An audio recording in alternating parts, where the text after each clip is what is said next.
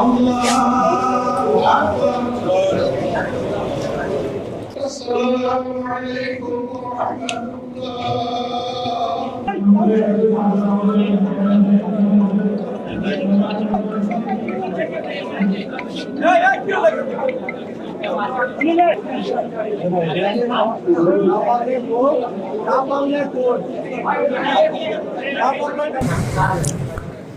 আজকে আমার জীবনের সবচেয়ে সবচেয়ে ভালো, সবচেয়ে ঘনিষ্ঠ এবং আমার জীবনের সবচেয়ে বড় বন্ধু আমার বাবা তো বটেই, আমার তার চেয়েও বড় তিনি আমার বন্ধু ছিলেন। দীর্ঘদিন তিনি লড়াই সংগ্রাম করেছেন, তিনি পরিবারের সাথে সময় কম, রাজপথে এবং আপনাদের সাথে সময় বেশি কাটিয়েছেন। তিনি আপনাদের মাঝে থাকতে ভালোবাসতেন। আমাদের তাতে কোনো আপত্তি ছিল না যে আমার বাবা আমাদের চাইতে আপনাদের সাথে সময় বেশি কাটাতেন। তিনি সবসময় চেষ্টা করতেন সত্য কথা বলার, আমাকেও তাই শিখিয়েছেন। এবং আমার কাছ থেকে তিনি একটাই দাবি করতেন যে আমি যেন দেশে থাকি, দেশ থেকে চলে না যাই এবং দেশের জন্য কাজ করি, দেশের মানুষের জন্য সবসময় কাজ করি। আজকে আমি আপনাদের এখানে দাঁড়িয়ে থাকতে দেখে আমার খুব খারাপ লাগছে, অনেক কষ্ট হচ্ছে, কিন্তু আমি আমার বাবাকে যে অবস্থায় দেখেছি গতকাল, আমি দোয়া করি যেন আল্লাহ কোনো সন্তানকে তার বাবাকে এত কষ্ট করতে না দেখতে হয়। এবং আমি সেই সাথে বেশি লম্বা করব না, আমি বলবো যে একসাথে চলতে গেলে আমাদের বন্ধুদের মধ্যেও মাঝে মধ্যে অনেক ভুল বোঝাবুঝি হয়, অনেক ধরনের মনোমালিন্য থাকে।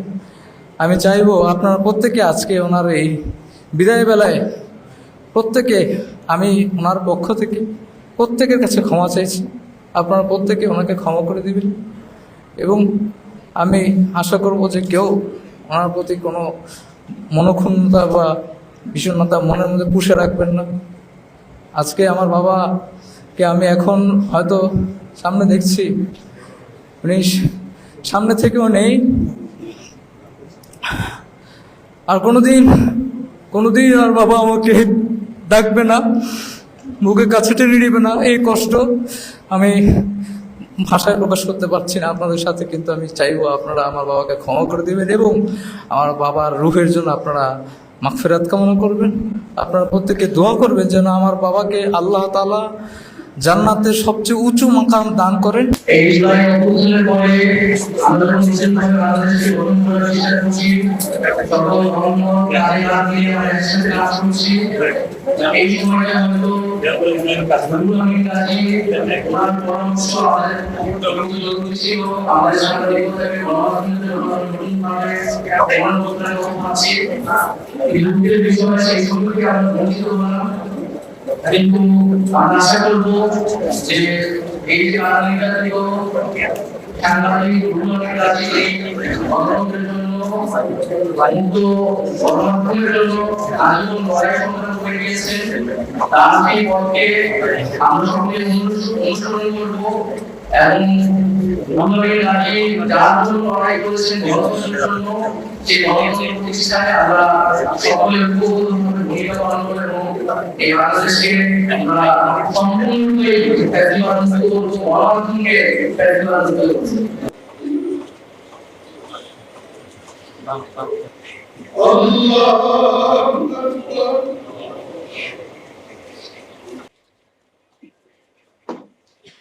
আল্লাহু আকবার।